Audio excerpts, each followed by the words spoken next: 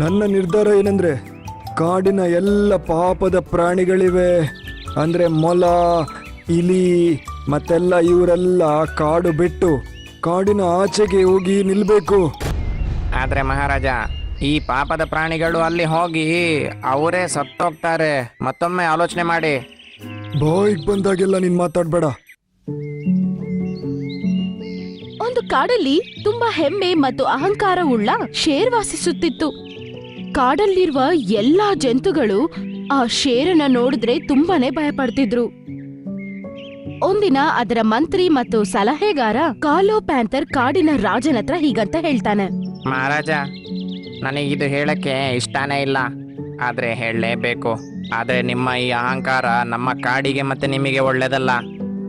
ಏನ್ ಹೇಳ್ತಾ ಇದೀಯ ನೀನು? ಹಾ ಮಹಾರಾಜ, ನಿಮ್ಮ ಎಲ್ಲ ನೀತಿಗಳಿಂದೆಲ್ಲ ಕಾಡಿನ ಪಾಪದ ಪ್ರಾಣಿಗಳು ಹೆದರ್ಕೊಂಡಿವೆ. ಮತ್ತೆ ಅವರೆಲ್ಲ ಸೇರಿ ನಿಮ್ಮ ಎದುರಿಗೆ ಬಿದ್ರೆ ಕಷ್ಟ. ನೀನ್ ಸರಿಯಾಗಿ ಹೇಳ್ದೆ. ಮತ್ತೆ ಇದು ನನಗ್ ತಲೆಗೆ ಹೋಗಿರ್ಲಿಲ್ಲ. ಆದ್ರೆ ಇದಕ್ಕೆ ಸೊಲ್ಯೂಷನ್ ಇದೆ. ಮಾರನೇ ದಿನ ಕಾಡಿನ ರಾಜ ಕಾಡಲ್ಲಿರುವ ಎಲ್ಲಾ ಜಂತುಗಳನ್ನು ಅವನ ಗುಹೆಯ ಬಳಿ ಕರೀತಾನೆ. ನಾ ಕೇಳ್ಪಟ್ಟೆ ನನ್ನ ನ್ಯಾಯದಿಂದ ಪಾಪದ ಪ್ರಾಣಿಗಳು ಕಷ್ಟದಲ್ಲಿದ್ದಾರಂತೆ. ಅದಕ್ಕೊಂದು ಸೊಲ್ಯೂಷನ್ ಮಾಡಿದೀನಿ ನಾನು. ಶೇರ್ ರಾಜ ಹೇಳಿರುವ ಮಾತನ್ನು ಕೇಳಿ ಕಾಡಲ್ಲಿರುವ ಎಲ್ಲಾ ಜಂತುಗಳು ತುಂಬಾ ಸಂತೋಷ ಪಡ್ತವೆ. ನನ್ನ ನಿರ್ಧಾರ ಏನಂದ್ರೆ ಕಾಡಿನ ಎಲ್ಲ ಪಾಪದ ಪ್ರಾಣಿಗಳಿವೆ ಅಂದ್ರೆ ಮೊಲ, ಇಲಿ ಮತ್ತೆಲ್ಲ ಇವರೆಲ್ಲ ಕಾಡು ಬಿಟ್ಟು ಕಾಡಿನ ಆಚೆಗೆ ಹೋಗಿ ನಿಲ್ಬೇಕು. ಶೇರ್ ರಾಜ ಹೇಳಿದ್ದನ್ನೆಲ್ಲ ಕೇಳಿ ಕಾಡಲ್ಲಿರುವ ಜಂತುಗಳೆಲ್ಲಾನು ತುಂಬಾನೇ ಭಯ ಪಟ್ಬಿಡ್ತವೆ. ಆ ಜಂತುಗಳಲ್ಲಿ ಸೋನಾ ಅಳಿಲು ತುಂಬಾ ಧೈರ್ಯವನ್ನು ತಗೊಂಡು ರಾಜನ ಹತ್ರ ಹೀಗಂತ ಹೇಳುತ್ತೆ. ಇದು ದೊಡ್ಡ ಅನ್ಯಾಯ ಮಹಾರಾಜ. ಏನಂದೆ? ನನ್ನ ಹತ್ರ ಮಾತಾಡೋಕೆ ಎಷ್ಟು ಧೈರ್ಯ ನಿಂಗೆ? ಮಹಾರಾಜ, ಕಾಡಿನ ಇನ್ನೊಂದು ಕಡೆ ಹಸಿರುತನನೇ ಇಲ್ದೆ ಹಾಕ್ಬಿಟ್ಟಿದೆ. ಅದು ಮಾತ್ರ ಅಲ್ದೆ ನದಿಗಳು ಕೂಡ ಒಣಗಿ ಹೋಗಿದೆ. ಇದು ನನ್ನ ಆಜ್ಞೆ ಕಣೆ. ನೀವು ಯಾರಾದ್ರೂ ನನ್ನ ಕಣ್ಣಿಗೆ ನನ್ನ ಕಾಡಲ್ಲಿ ಕಂಡ್ರೆ ಅವರನ್ನ ನೋಡಿದಲ್ಲೇ ಕೊಂದು ಬಿಡ್ತೀನಿ. ಆದ್ರೆ ಮಹಾರಾಜ, ಈ ಪಾಪದ ಪ್ರಾಣಿಗಳು ಅಲ್ಲಿ ಹೋಗಿ ಅವರೇ ಸತ್ತೋಗ್ತಾರೆ. ಮತ್ತೊಮ್ಮೆ ಆಲೋಚನೆ ಮಾಡಿ. ಬಾಯಿಗೆ ಬಂದಾಗೆಲ್ಲ ನೀನ್ ಮಾತಾಡ್ಬೇಡ. ನಾನ್ ನಿನ್ನ ಮಾತು ಕೇಳ್ತಿದ್ದೆ, ಆದ್ರೆ ಈ ಅಳಿಲಿನ ಮಾತು ಕೇಳಿ ಕೋಪ ಬಂದಿದೆ. ಇವರೆಲ್ಲ ಇನ್ನೂ ಕಾಡು ಬಿಟ್ಟು ಹೋಗ್ಲೇಬೇಕು. ಕಾಲು ಪ್ಯಾಂಥರ್ ಮನ್ಸಲ್ಲಿ ಹೀಗಂತ ಹೇಳ್ಕೊಡುತ್ತೆ. ಅಲ್ಲ, ಈ ನನ್ನ ಮಗನ್ನ ಯಾವ ನನ್ನ ಮಗ ರಾಜ ಮಾಡ್ದ ಅಂತ. ಇವನಿಗಂತೂ ನಾನು ಹೆದರ್ಸಕ್ಕೆ ಅಂತ ನಾನು ಅವನಿಗೆ ಹೇಳಿದ್ದು. ಆದ್ರೆ ಇವನಂತೂ ಆ ಪಾಪದ ಪ್ರಾಣಿಗಳನ್ನ ಸುಮ್ಮನೆ ಹೊರಗಡೆ ಹಾಕ್ತಿದ್ದಾನಲ್ವಾ. ಅಯ್ಯೋ. ಶೇರ್ ರಾಜ ಅಹಂಕಾರದಿಂದ ಅವನ ಗುಹೆ ಒಳಗಡೆ ಅಲ್ಲಿಂದ ಹೋಗ್ಬಿಡ್ತಾನೆ. ಕಾಡಿನ ಎಲ್ಲಾ ಜಂತುಗಳು ಪಾಪ ನಿರಾಶೆಯಿಂದ ಏನು ಮಾಡಕ್ಕಾಗ್ದೆ ಅಲ್ಲಿಂದ ಹೋಗ್ಬಿಡ್ತಾರೆ. ಕಾಡಿನ ಇನ್ನೊಂದು ಕಡೆಗೆ ಅವ್ರೆಲ್ಲಾರು ಹೋಗಿದ ತಕ್ಷಣ ಸೋನಾ ಅಳಿಲ್ನ ಅವ್ರೆಲ್ಲಾರು ಭಯಕ್ ಶುರು ಮಾಡ್ತಾರೆ. ನಿನ್ನಿಂದಾಗಿ ನಾವು ಹೊರಗಡೆ ಬಂದಿರೋದೀಗ. ನೀನು ಏನ್ ಮಾತಾಡ್ತಾ ಇದೀಯಾ? ನಿಜ ಹೇಳ್ತಾ ಇದ್ದೀನಿ. ನೀನು ಎಲ್ರೆದುರಿಗೆ ಅವನ ಹತ್ರ ಮಾತಾಡಿ ಅವನಿಗೆ ಕೋಪ ಬಂತು. ನಾನು ನಿಮ್ಮೆಲ್ಲರ ಒಳ್ಳೇದಕ್ಕೋಸ್ಕರನೇ ರಾಜನ ಹತ್ರ ಹಾಗಂತ ಹೇಳ್ದೆ. ಆದ್ರೆ ರಾಜ ಮಾತ್ರ ಎಲ್ಲಾರ್ನು ಕಾಡಿಂದ ಕಳ್ಸ್ಬೇಕಂತ ಡಿಸೈಡ್ ಆಗಿ ಬಂದಿದ್ದ. ಆದ್ರೆ ನಾವ್ ಏನ್ ಮಾಡೋದೀಗ? ಈಗ ಏನ್ ಮಾಡೋದು? ಇಲ್ಲಿ ಹೊಟ್ಟೆಗೆ ತಿನ್ನಕ್ಕೆ ನೀರ್ ಕುಡಿಯೋಕ್ಕೂ ಏನಿಲ್ವಲ್ಲ. ಈ ರೀತಿ ಅಂತೂ ನಾವು ಸುಮ್ಮನೆ ಸತ್ತೋಗ್ತೀವಿ. ನಾನು ಸರಿ ಹೇಳ್ತಿದ್ದೀಯಾ? ನಂಗನ್ಸುತ್ತೆ ನಾವು ಕೆರೆನ ಹುಡುಕಬೇಕು ಅಂತ. ನಮಗ್ ನೀರ್ ಬೇಕಲ್ವಾ? ಏ ಅಳಿಲೆ, ಇಲ್ಲಿಂದ ಹೋಗ್ ನೀನು. ನಿನ್ನ ಅವಶ್ಯಕತೆ ಇಲ್ಲ ನಮಗೆ. ನಿನ್ನಿಂದಾನೆ ನಾವ್ ಹೀಗಾಗಿರೋದು. ಒಂದ್ ವೇಳೆ ನೀವೆಲ್ಲಾರು ನನ್ನಿಂದಾನೇ ಕಾಡಿನ ರಾಜ ನಮ್ಮೆಲ್ಲಾರನು ಕಾಡಿನ ಆಚೆ ಕಳ್ಸ್ಬಿಟ್ಟೆ ಅಂತ ಅನ್ಸಿದ್ರೆ ನಾನ್ ನಿಮ್ಗೆ ಪ್ರಾಮಿಸ್ ಮಾಡ್ತೀನಿ, ನಾನೇ ನಿಮ್ಮನ್ನ ಮತ್ತೆ ಆ ಕಾಡಿಗೆ ಕರ್ಕೊಂಡು ಹೋಗ್ತೀನಿ. ಆ ಕಾಡಿನ ರಾಜಗೆ ಬುದ್ಧಿ ಕಲಿಸ್ತೀನಿ ನಾನು.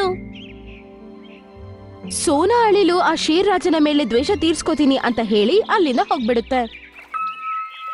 ಸ್ವಲ್ಪ ದೂರ ಅದು ನಡೆದುಕೊಂಡು ಹೋದ ನಂತರ ಅದಕ್ಕೆ ಒಂದು ಸುಂದರವಾದ ಕೊಳ ಕಾಣಿಸುತ್ತೆ.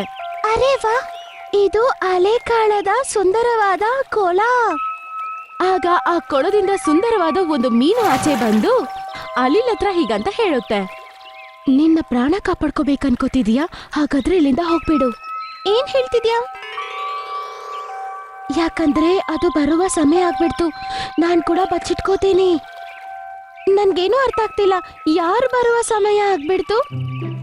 ನಿನಗ್ ಗೊತ್ತಿಲ್ವಾ, ಈ ಕೊಳದ ಒಳಗಡೆ ಸಮುದ್ರದ ಕುದುರೆ ಒಂದು ವಾಸಿಸುತ್ತಿದೆ. ಅದು ಈ ಕೊಳದ ಒಳಗಡೆ ಹೆಂಗ್ ಬಂತಂತಾನೆ ಗೊತ್ತಿಲ್ಲ. ಆ ಸಮುದ್ರದ ಕುದುರೆ ಈ ಬೇರೆ ಜಂತುಗಳನ್ನ ನೋಡಿದ್ರೆ ಅವರ ರೂಪಕ್ಕೆ ಬದಲಾಗಿ ಅವರನ್ನ ಸಾಯಿಸ್ಬಿಡುತ್ತೆ. ಅದರಿಂದ ಅದಕ್ಕೆ ಶಕ್ತಿಗಳು ಸಿಗುತ್ತೆ. ನನಗೆ ಅದ್ರ ಬಗ್ಗೆ ಏನಾದ್ರೂ ಹೇಳ್ತೀಯಾ? ಅದರಿಂದ ನಾನು ನಿನ್ಗೆ ಏನಾದ್ರೂ ಸಹಾಯ ಮಾಡಕ್ಕೆ ಆಗುತ್ತೇನೋ ನೋಡ್ತೀನಿ. ಆಮೇಲೆ ಮೀನು ಸೋನೆ ಅನಿಲ್ ಹತ್ರ ಎಲ್ಲಾ ವಿಷಯದ ಬಗ್ಗೆ ಹೇಳುತ್ತೆ. ಓ, ಅದಾ ವಿಷಯ. ಸರಿ, ಈಗ ನಾನ್ ಹೇಳೋದನ್ನ ಕೇಳು. ಅಳಿಲು ಕೂಡ ಏನೋ ರಹಸ್ಯವನ್ನು ಅದರ ಕಿವಿಯಲ್ಲಿ ಹೇಳುತ್ತೆ. ಆಗ ಕೊಳದ ಒಳಗಡೆಯಿಂದ ಸುಂಟರ ಗಾಳಿ ಬರಕ್ ಶುರು ಆಗತ್ತೆ. ಮೀನು ಭಯ ಪಟ್ಕೊಂಡು ಕೊಳದ ಒಳಗಡೆ ಹೋಗ್ಬಿಡುತ್ತೆ. ಸ್ವಲ್ಪ ತಾದ ನಂತರ ಆ ಸಮುದ್ರದ ಕುದುರೆ ಆಚೆ ಬಂದು ಸೋನಾ ಅಲಿಲೆ ಮುಂದೆ ಹೋಗಿ ನಿಂತ್ಕೊಳ್ಳುತ್ತೆ. ಯಾರು ನೀನು? ನಿನಗೆ ಗೊತ್ತಿಲ್ವಾ ನಾನೆಷ್ಟು ಶಕ್ತಿಶಾಲಿ ಅಂತ? ಸಾಯೋದಕ್ಕೆ ರೆಡಿಯಾಗು. ನೀನು ಶಕ್ತಿಶಾಲಿ ಅಂತ ಯಾರು ಹೇಳಿದ್ದು? ನಾನು ವಾಸಿಸುತ್ತಿರುವ ಕಾಡಲ್ಲಿ ನಿನಗಿಂತ ಶಕ್ತಿಶಾಲಿಯಾದ ಜಂತು ಒಂದಿದೆ. ಏನ್ ಹೇಳ್ತಿದ್ಯಾ ನೀನು? ಬಾಯಿಗೆ ಬಂದಾಗೆಲ್ಲ ಮಾತಾಡ್ಬೇಡ. ಎಲ್ಲಿರೋದ್ ನೀನು? ಹಾ, ಹೇಳು. ಅವನನ್ನ ಕಾಡಿನ ರಾಜ ಅಂತಾರೆ, ಮೂರ್ಖ. ಅರೆ, ಇಷ್ಟು ಚಿಕ್ಕ ಕುಲದಲ್ಲಿ ನೀನ್ ಇಟ್ಕೊಂಡು ನೀನು ಶಕ್ತಿಶಾಲಿ ಅಂತ ನೀನೇ ಭಾವಿಸ್ತಿದ್ಯಾ? ಆಚೆ ಬಂದು ಒಂದ್ಸಲ ಕಾಡನ್ನ ನೋಡು, ಏನೇನಿದೆ ಅಂತ ನಿನಗೆ ಅರ್ಥ ಆಗತ್ತೆ. ಹಾ, ನಂಗೆ ಗೊತ್ತಿದೆ. ಆದ್ರೆ ಒಂದ್ ಸಮಸ್ಯೆ ಇದೆ. ನನಗೆ ಸಂಜೆ ಈ ಕೆರೆಯಲ್ಲಿ ಒಂದ್ಸರಿ ಒಳಗೆ ಹೋಗಿ ಬರ್ಲೇಬೇಕು. ಈ ಕೆರೆಯ ನೀರು ಮಾಂತ್ರಿಕತೆಯಿಂದ ಕೂಡಿದೆ. ನೀನು ಒಂದೇ ಸಲ 2 ಲಾಭವನ್ನು ನಿನ್ನ ಸ್ವಂತ ಮಾಡ್ಕೋಬಹುದು. ಅದ್ ಹೇಗೆ? ನೀನು ಕಾಡಿನ ರಾಜನನ್ನು ಸಾಯಿಸಿ ಕಾಡಿನ ರಾಜ ಆಗ್ಬಿಡು. ಕಾಡೆಲ್ಲ ನಿನ್ನ ಸ್ವಂತ ಆಗ್ಬಿಡುತ್ತೆ. ಅಲ್ಲಿ ಎಷ್ಟು ಜಂತುಗಳಿದೆ ಅಂತ ಗೊತ್ತಾ? ಅದನ್ನ ಸಾಯಿಸಿ ನೀನು ಇನ್ನೂ ಶಕ್ತಿಶಾಲಿ ಆಗ್ಬಿಡ್ಬೋದು. ಮತ್ತೆ ದಿನ ಸಾಯಂಕಾಲ ಬಂದು ಈ ಕೊಳದಲ್ಲಿ ನೀನು ಮುಳುಗಿ ಮತ್ತೆ ಕಾಡಿಗೆ ಬರ್ಬೋದು. ಇದು ನಿನಗೆ ತುಂಬಾನೇ ಸುಲಭ ಆಗತ್ತೆ. ಇದಂತೂ ನಾನು ಆಲೋಚನೆ ಮಾಡಿರ್ಲಿಲ್ಲ. ನೋಡೋಣ, ಇನ್ನ ರಾಜನ ಹತ್ರ ಕರ್ಕೊಂಡೋಗು. ನೀನು ಸ್ವಲ್ಪ ತಿಲ್ಲೇ ಇರು, ನಾನು ಈಗ್ಲೇ ಬರ್ತೀನಿ. ಸ್ವಲ್ಪ ತಾದ್ಮೇಲೆ ಅಳಿಲು ವಾಪಸ್ ಬರುತ್ತೆ. ಆಮೇಲೆ ಸಮುದ್ರದ ಕುದುರೆಯನ್ನು ಕಾಡಿನ ರಾಜನಾದ ಶೇರನ ಬಳಿ ಕರ್ಕೊಂಡೋಗುತ್ತೆ. ಸಮುದ್ರದ ಕುದುರೆ ಮತ್ತೆ ಸೋನಾ ಅಲಿಲನ್ನ ನೋಡಿ ಶೇರ್ ರಾಜ ಕೋಪದಿಂದ ಹೀಗಂತ ಹೇಳ್ತಾನೆ. ಇಲ್ಲಿ ಬರೋದಕ್ಕೆ ಹೇಗೆ ಧೈರ್ಯ ನಿಂಗೆ? ಹಾ, ಮತ್ತೆ ನಿನ್ನ ಜೊತೆಗೆ ಇದ್ಯಾರು ವಿಚಿತ್ರವಾಗಿರೋ ಪ್ರಾಣಿಯನ್ನ ಕರ್ಕೊಂಬಂದಿದ್ಯಾ? ಶೇರ್ ಹಂಗಂತ ಹೇಳಿದ ತಕ್ಷಣ ಸಮುದ್ರದ ಕುದುರೆ ತಕ್ಷಣ ಆಗ್ಲೇ ಶೇರ್ ಆಗಿ ಬದ್ಲಾಗ್ಬಿಡುತ್ತೆ. ಅರೆ, ಇವನಂತೂ ನನ್ನದೇ ರೂಪಕ್ಕೆ ಬಂದ್ಬಿಟ್ನಲ್ಲ. ನನ್ನ ಮೇಲೆ ರಿವೆಂಜ್ ತಗೊಳಕ್ಕಂತಾನೆ ಇವನನ್ನ ಕರ್ಕೊಂಡ್ ಬಂದಿದ್ಯಾ ನೀನು? ಇವನು ನನ್ನನ್ನ ಕೊಂದು ನನ್ನ ಕಾಡನ್ನ ಪಡ್ಕೊಳಕ್ಕೆ ಬಂದಿದ್ದಾನಾ? ನಾನದನ್ನ ಬಿಡಲ್ಲ. ಸಮುದ್ರದ ಕುದುರೆ ಶೇರ್ ರಾಜನಾಗಿ ಬದಲಾದ ನಂತರ ಅದರ ಕಣ್ಣುಗಳಿಂದ ಬೆಂಕಿ ಬರಕ್ ಶುರು ಆಗತ್ತೆ. ಆ ಬೆಂಕಿಯಲ್ಲಿ ಶೇರ್ ರಾಜ ಭಸ್ಮ ಆಗ್ಬಿಡ್ತಾನೆ. ಶೇರ್ ರಾಜ ಸತ್ತೋದ ನಂತರ ಸಮುದ್ರದ ಕುದುರೆ ಅದರ ರೂಪಕ್ಕೆ ಬದಲಾಗ್ಬಿಡುತ್ತೆ. ನೋಡಿದ್ಯಾ ನಾನೆಷ್ಟು ಶಕ್ತಿಶಾಲಿ ಅಂತ? ಇವತ್ತಿಂದ ನೀನೆ ನಮ್ಮ ಕಾಡಿನ ರಾಜ. ಇವತ್ತಿಂದ ನೀನು ನನ್ನ ರಾಜ್ಯದ ಸಲಹೆಗಾರ್ತಿ. ಮತ್ತೆ ನೀನೇ ನನಗೆ ಹೇಳ್ಬೇಕು, ಉಳಿದ ಪ್ರಾಣಿಗಳು ಎಲ್ಲಿ ಸಿಗ್ತಾವಂತ? ಈಗ ಅವರನ್ನ ತಿನ್ಬೋದಲ್ವಾ? ಅದನ್ನೆಲ್ಲ ಬಿಡಿ ಮಹಾರಾಜ, ನೀವಿವಾಗ ಕೊಳದ ಬಳಿ ಬೇಗ ಹೋಗ್ಬಿಡಿ. ಸಾಯಂಕಾಲ ಆಗ್ತಾ ಬಂದಿದೆ. ಕೊಳದ ಒಳಗಡೆ ನೀವು ಮುಳುಗ್ಬೇಕಾಗಿರೋದು ತುಂಬಾನೇ ಮುಖ್ಯ. ಓ, ಹೌದಲ್ವಾ? ಸಮುದ್ರದ ಕುದುರೆ ಓಡೋಡ್ತಾ ಕೊಳದ ಬಳಿ ಹೋಗಿ ನೋಡುತ್ತೆ. ಆದ್ರೆ ಅದು ಹೋಗಿ ನೋಡ್ದಾಗ ಕೊಳವನ್ನು ಕಲ್ಲುಗಳಿಂದ ಮುಚ್ಚಿರ್ತಾರೆ. ಇದು ಹೇಗೆ ಸಾಧ್ಯ? ಬೆಳಿಗ್ಗೆ ಅಂತೂ ಇದು ಸರಿಯಾಗಿತ್ತಲ್ವಾ? ಸಮುದ್ರದ ಕುದುರೆ ಆ ಕಲ್ಲುಗಳನ್ನು ಅಲ್ಲಿಂದ ಎತ್ತಿ ಬಿಸಾಕಕ್ಕೆ ಟ್ರೈ ಮಾಡತ್ತೆ. ಸಡನ್ ಆಗಿ ಅದರ ಶರೀರದಲ್ಲಿ ಬೆಂಕಿ ಹತ್ಕೊಂಡ್ಬಿಡುತ್ತೆ ಮತ್ತದು ಭಸ್ಮ ಆಗ್ಬಿಡುತ್ತೆ. ಅದರ ಶರೀರ ಭಸ್ಮ ಆದ ನಂತರ ಬಚ್ಚಿಟ್ಕೊಂಡಿದ್ದ ಎಲ್ಲಾ ಜಂತುಗಳು ಕೊಳದ ಬಳಿ ಬಂದು ಒಂದೊಂದೇ ಕಲ್ಲುಗಳನ್ನ ಎತ್ಕೊಂಡು ಹೋಗಿ ಬಿಸಾಕ್ಬಿಡ್ತವೆ. ಒಳಗಡೆಯಿಂದ ಸುಂದರವಾದ ಅದೇ ಮೀನು ಆಚೆ ಕಡೆ ಬಂದು ಹೀಗಂತ ಹೇಳುತ್ತೆ, ನಿನಗೆ ತುಂಬಾ ತುಂಬಾ ಧನ್ಯವಾದ ಅಲಿಲು. ನಿನ್ನ ಈ ಬುದ್ಧಿವಂತಿಕೆಯ ಕಾರಣದಿಂದ ಸಮುದ್ರದ ಕುದುರೆ ಸತ್ತೋಯ್ತು. ಕೊಳದಲ್ಲಿರುವ ಜೀವರಾಶಿಗಳಿಗೆ ಮುಕ್ತಿ ಸಿಕ್ತು. ಮತ್ತೆ ನನ್ನ ಕಾಡಿನ ವಾಸಿಗಳಿಗೂ ಕೂಡ ಆ ಶೇರ್ ಹತ್ರದಿಂದ ಬಿಡುಗಡೆ ಸಿಕ್ತು. ಸೋನಾ ಅಲಿಲು ಅದರ ಐಡಿಯಾ ಏನು ಅಂತ ಮೀನ್ ಹತ್ರ ಆಲ್ರೆಡಿ ಹೇಳಿರುತ್ತೆ. ಅದು ಮಾತ್ರ ಅಲ್ಲ, ಜಂತುಗಳಿಗೆ ಕೂಡ ಹೇಳಿರುತ್ತೆ ಅಲ್ಲಿಂದ ಆ ಕುದುರೆ ಹೋಗಿದ ತಕ್ಷಣ ಕೊಳವನ್ನು ಕಲ್ಲುಗಳಿಂದ ಮುಚ್ಚಿಬಿಡಿ ಅಂತ. ಅದರ ನಂತರ ಎಲ್ಲರೂ ಕಾಡಿನಲ್ಲಿ ತುಂಬಾ ಸಂತೋಷವಾಗಿ ಜೀವಿಸ್ತಾರೆ. ನಾನು ಈ ಎಲೆ ನಿನ್ಗೋಸ್ಕರ ತಂದಿದ್ದೀನಿ ಮಿಟ್ಟು. ಯಾರಾದ್ರೂ ಕುರುಡರಾಗಿದ್ರೆ ಅವ್ರ ಕಣ್ಣಲ್ಲಿ ಈ ರಸನ ಬಿಟ್ರೆ ಅವ್ರಿಗೆ ಮತ್ತೆ ಕಣ್ ಕಾಣಿಸುತ್ತಂತೆ. ಒಂದ್ ವೇಳೆ ಅವ್ರ ಕಣ್ ಚೆನ್ನಾಗಿದ್ರೆ ಮತ್ತೆ ಅವ್ರು ಕುರುಡರಾಗ್ಬಿಡ್ತಾರಂತೆ.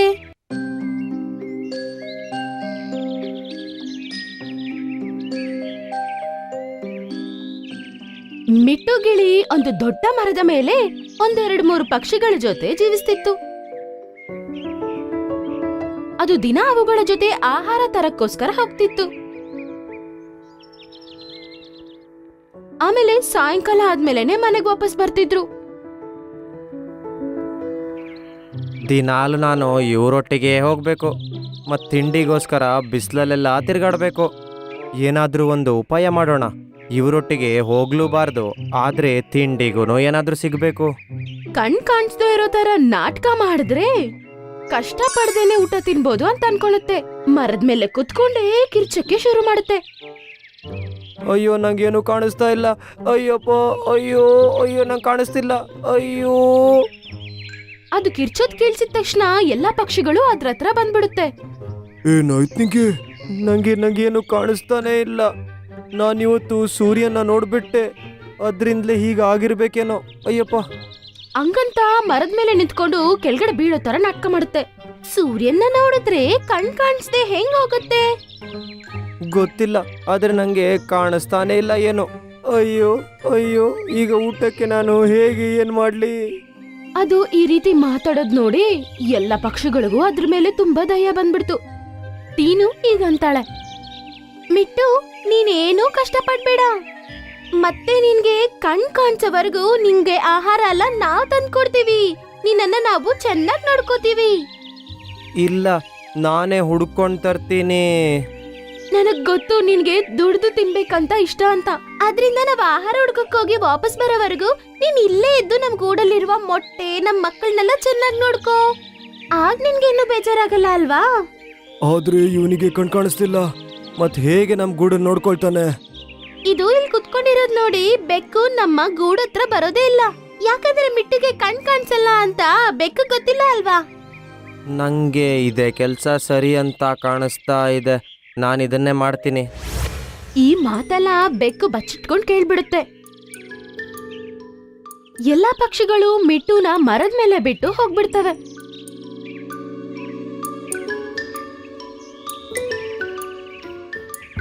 ಅವ್ರು ಹೋಗಿದ ತಕ್ಷಣ ಬೆಕ್ಕು ಮರದ ಹತ್ರ ಹೋಗುತ್ತೆ. ಅರೆ ವಾ, ಇವತ್ತು ಒಳ್ಳೆ ಪಾರ್ಟಿಯಪ್ಪ. ಈ ಕುರುಡು ಗಿಳಿ ಈ ಗೂಡುಗಳನ್ನ ಏನ್ ನೋಡ್ಕೊಳತ್ತೆ? ಇವಾಗ ನನ್ನ ಯಾರು ತಡಿಯಕ್ಕಾಗಲ್ಲ. ಅದಕ್ಕೆ ಏನ್ ಗೊತ್ತಾಗತ್ತೆ, ನಾನೋಗಿ ಪಕ್ಷಿಗಳನ್ನ ಮತ್ತೆ ಆ ಮೊಟ್ಟೆಗಳನ್ನ ತಿಂದು ತೆಗ್ಬಿಡ್ತೀನಿ. ಹಂಗಂತ ಅನ್ಕೊಂಡು ಜೋರಾಗಿ ಮರದ ಮೇಲೆ ಎಗುತ್ತೆ. ಮತ್ತೆ ಗೂಡು ಇರೋ ಕಡೆ ನಡ್ಕೊಂಡು ಹೋಗುತ್ತೆ. ಇನ್ ಒಂದ್ ಹೆಜ್ಜೆ ಮುಂದೆ ಇಟ್ ನೋಡು, ಮುಗಿಸ್ಬಿಡ್ತೀನಿ ನಿನ್ನ. ಹಂಗಂತೇಳಿ ಮಿಟ್ಟು ಎಗರಿ ಬೆಕ್ಕಿನ ಮೇಲೆ ದಾಳಿ ಮಾಡ್ದ ಬೆಕ್ಕಿಗೆ ಚೆನ್ನಾಗಿ ಪೆಟ್ಟಾಗುತ್ತೆ. ಅರೆ, ಇದು ತುಂಬಾ ಬುದ್ಧಿವಂತ ಅನ್ಸುತ್ತೆ. ಇದಕ್ಕೆ ಎಲ್ಲ ಕಾಣಿಸ್ತಿದೆ. ಕಾಪಾಡಿ! ಬೆಕ್ಕು ಅಲ್ಲಿಂದ ಓಡೋಗ್ಬಿಡುತ್ತೆ. ಮತ್ತೆ ಈ ರೀತಿ ಮಿಟ್ಟು ಮೊಟ್ಟೆ ಮತ್ತೆ ಮಕ್ಕಳನ್ನ ಚೆನ್ನಾಗಿ ಕಾಪಾಡ್ಬಿಡುತ್ತೆ. ಎಲ್ಲಾ ಪಕ್ಷಿಗಳು ವಾಪಸ್ ಬರುವಾಗ ಮಿಟ್ಟುಗೋಸ್ಕರನೂ ಆಹಾರನ ತಗೊಂಡ್ಬರ್ತವೆ. ಮಿಟ್ಟು ಅದನ್ನ ತುಂಬಾ ಮಜಾ ಮಾಡ್ತಾ ತಿಂತು. ಮತ್ತೆ ಕುರುಡ ಅನ್ನುವ ನಾಟಕನೂ ಹಂಗೆ ಮೇಂಟೈನ್ ಮಾಡ್ತಾ ಇತ್ತು. ಮಾರನೇ ದಿನ ಎಲ್ಲರೂ ಮತ್ತೆ ಆಹಾರ ತರಕ್ ಹೋಗೋಣ ಅಂತ ರೆಡಿ ಆಗ್ತಾ ಇದ್ರು. ಅದೇ ಸಮಯಕ್ಕೆ ಟೀನು ಕಾಣಿಸೋದಿಲ್ಲ. ಈ ಟೀನು ಎಲ್ಲೋಗಿದ್ದಾಳೆ? ಆ ಸಮಯದಲ್ಲಿ ಅಲ್ಲಿ ಟೀನು ಬರ್ತಿರೋದು ಅವ್ರಿಗೆ ಕಾಣಿಸುತ್ತೆ. ಅದರ ಬಾಯಲ್ಲಿ ಒಂದು ಎಲೆ ಇತ್ತು. ಆ ಎಲೆನ ಎತ್ಕೊಂಡ್ ಬಂದು ಕೊಂಬಿನ ಮೇಲೆ ಇಟ್ಟು ಮತ್ತೆ ಈಗ ಅನ್ನತ್ತೆ, ನಾನು ಈ ಎಲೆ ನಿನ್ಗೋಸ್ಕರ ತಂದಿದ್ದೀನಿ ಮಿಟ್ಟು. ಯಾರಾದ್ರೂ ಕುರುಡರಾಗಿದ್ರೆ ಅವ್ರ ಕಣ್ಣಲ್ಲಿ ಈ ರಸನ ಬಿಟ್ರೆ ಅವ್ರಿಗೆ ಮತ್ತೆ ಕಣ್ ಕಾಣಿಸುತ್ತಂತೆ. ಒಂದ್ ವೇಳೆ ಅವ್ರ ಕಣ್ ಚೆನ್ನಾಗಿದ್ರೆ ಮತ್ತೆ ಅವ್ರು ಕುರುಡರಾಗ್ಬಿಡ್ತಾರಂತೆ. ಹಾಗಾದ್ರೆ ನಾನ್ ನನ್ ಕಣ್ಣಿಗೆ ಈ ರಸನ ಹಾಕಿಸ್ಕೊಳಲ್ಲ. ಯಾಕಲ್ಲ? ಸರಿಯಾಗಕ್ ಇಷ್ಟ ಇಲ್ವಾ ನಿಂಗೆ? ಅದನ್ ಕೇಳಿ ಮಿಟ್ಟುಗೆ ಅರ್ಥ ಆಗತ್ತೆ, ನಿಜ ಹೇಳಿದ್ರೆ ಅವನ ಮಾನ ಮರ್ಯಾದೆ ಹೋಗುತ್ತೆ ಅಂತ. ಹಾ ಸರಿ ಸರಿ ಹಾಕು. ಅದನ್ ಕೇಳಿ ಟೀನು ಆ ಎಲೆಯಲ್ಲಿ ಬರೋ ರಸನ ಅದ್ರ ಕಣ್ಣೊಳಗಡೆ ಹಾಕುತ್ತೆ. ಅದಕ್ಕೆ ತುಂಬಾನೇ ನೋವುತ್ತಾಗ. ಅಯ್ಯಪ್ಪ, ಅಯ್ಯೋ ಉರಿತಿದೆ, ಅಯ್ಯೋ ಅಯ್ಯಪ್ಪ ಕಣ್ಣುರಿತಿದೆ, ನಂಗೇನು ಕಾಣ್ತಿಲ್ಲ, ನಂಗೇನು ಕಾಣ್ತಾ ಇಲ್ಲ, ಅಯ್ಯಪ್ಪ. ಏನ್ ಹೇಳ್ತಿದ್ಯಾ ನೀನು? ನಿನ್ಗೆ ನೆನ್ನೆನೆ ಕಣ್ ಕಾಣಿಸ್ದೆ ಹೋಗ್ಬಿಡ್ತಲ್ಲ, ಈಗ ಮತ್ತೆ ಹೆಂಗ್ ಕಾಣಿಸ್ದೆ ಹೋಗುತ್ತೆ? ಹಾ ಅಂದ್ರೆ ಏನಂದ್ರೆ ನಾನು ಈಗ ಸರಿಯಾಗಿ ಹೋಗಿದ್ದೀನಿ, ನಂಗೆಲ್ಲ ಕಾಣ್ತಾ ಇದೆ ಈಗ. ನಿನ್ ಕಣ್ ಸರಿ ಆಯ್ತಂತ ಸಂತೋಷವಾಗಿದೆ ನಂಗೆ. ಈಗ ಮಿಟ್ಟುಗೆ ನಿಜವಾಗ್ಲೂನೆ ಕಣ್ ಕಾಣಿಸ್ದೆ ಆಗ್ಬಿಟ್ಟಿತ್ತು. ಆದ್ರೆ ಆ ನಿಜನ ಯಾರ ಹತ್ರನೂ ಹೇಳಕ್ ಆಗ್ತಿಲ್ಲ ಪಾಪ. ಮಿಟ್ಟು, ಇವತ್ತೇ ಅಲ್ಲ ನಿನ್ ಕಣ್ ಕಾಣಿಸಕ್ ಶುರು ಆಗಿದ್ದು. ನೀನ್ ಇವತ್ತು ಇಲ್ಲೇ ಇದ್ದು ನಮ್ ಗೂಡುಗಳನ್ನೆಲ್ಲ ನೋಡ್ಕೋತಾ ಇರು. ಮತ್ತೆ ನಾಳೆ ಆಹಾರ ತಗೊಂಬರಕ್ ನಮ್ ಜೊತೆ ಬಾ. ಎಲ್ಲವೂ ಅದನ್ನ ಗೂಡಿನ ಬಳಿ ಬಿಡ್ಬಿಟ್ಟು ಹೋಗ್ತವೆ.